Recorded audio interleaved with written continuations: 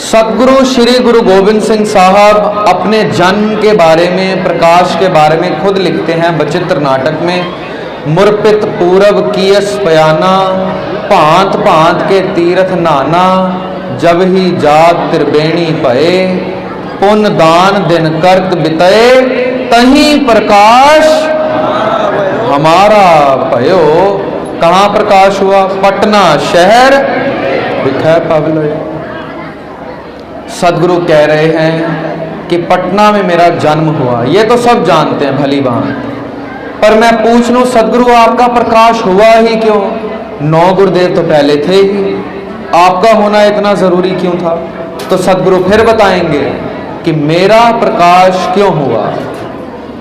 हम एकाज जगत मों आए, धर्म हेत गुरुदेव पठाए। जहां तहां तुम धर्म बिथारो, दुष्ट दोखियन पकड़ पछारो, याही काज धरा हम जन्मंग। कहते हैं इसीलिए मेरा जन्म हुआ। क्यों? याही काज धरा हम जन्मंग, समझ ले हो साधु सब मनमंग। धर्म चलावन संत उबारन, दुष्ट सभन को मूल उपारन। संतों और सिखों को बचा लूं और दुष्टों की जड़ें बिल्कुल नाश कर दूं, इसलिए मेरा जन्म हुआ है। कहते हालांकि आने का मेरा मन नहीं था, चित ना भयो हमरो आवन कह, चुभी रही श्रुत प्रभ चरणन में। नहीं मन था पर मैं आया, वाहिगुरु ने मेरे को हुक्म लगाया तो मुझे आना पड़ा। आए 1666 ईस्वी, पिता 9वें गुरुदेव श्री गुरु तेग बहादुर साहिब, माता गुजर कौर के घर आपका प्रकाश होता है पटना में। आपके प्रकाश पर एक मुसलमान फकीर जिसका नाम भीखन शाह है, ये रोज नमाज दक्षिण की ओर पढ़ता है। भीखन शाह मुसलमान भाइयों की श्रद्धा, जहां पर मक्का है ये वहां पर नमाज पढ़ते हैं, दक्षिण में है। हिंदुस्तान को देखें तो मक्का दक्षिण में है, वेस्ट।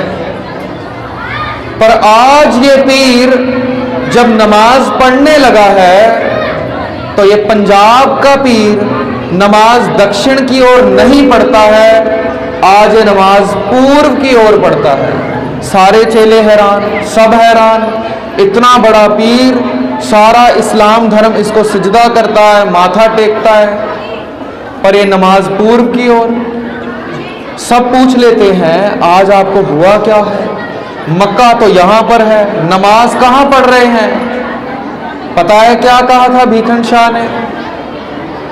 भीखन शाह कहते हैं मैं मानता हूं कि ईंटों का बना मक्का यहां पर है, दक्षिण में है, पर आज तुम मान लो उस मक्के में रहने वाले अल्लाह का आज प्रकाश हो चुका है पूरी। ये भीखन शाह कह रहे हैं। कहते मानता हूं ईंटों का मकबरा बना होगा दक्षिण में मक्का, पर पूर्व में आज अल्लाह ने प्रकाश ले लिया है, खुदा वहां पैदा हो गया है, तो मैं पूर्व की ओर नमाज पढ़ रहा हूं। पंजाब से ये भीखन शाह पैदल यात्रा बिहार पटना तक की करते हैं। सदगुरु के दर्शन करके सदगुरु के दोनों चरण अपने मस्तक को लगाते हैं। छोटे नवजात शिशु हैं अभी सदगुरु, और कुछ सवाल अपने मन में लेकर आए थे इस शिशु के प्रति, इस बच्चे के प्रति भीखन शाह सवाल लाए हैं और उस बच्चे से सवाल पूछ रहे हैं। क्या सवाल मन में है? अब ये नवजात बच्चा तो जवाब देगा नहीं, पर ये सदगुरु से सवाल कैसे पूछते हैं? 2 इनके पास कटोरियां हैं, एक में दूध है और एक में पानी है।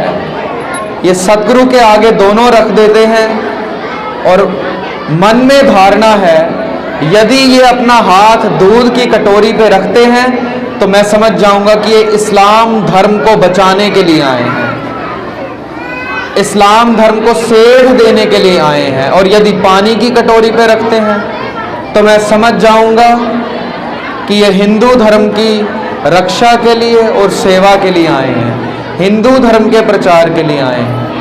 अब ये जब दोनों कटोरियां सदगुरु के आगे रखता है तो इतिहासकार यहाँ पे 2 चीज़ें लिखते हैं। एक, इतिहासकार लिखते हैं सदगुरु अपने दोनों हाथ दोनों कटोरियों पे रख देते हैं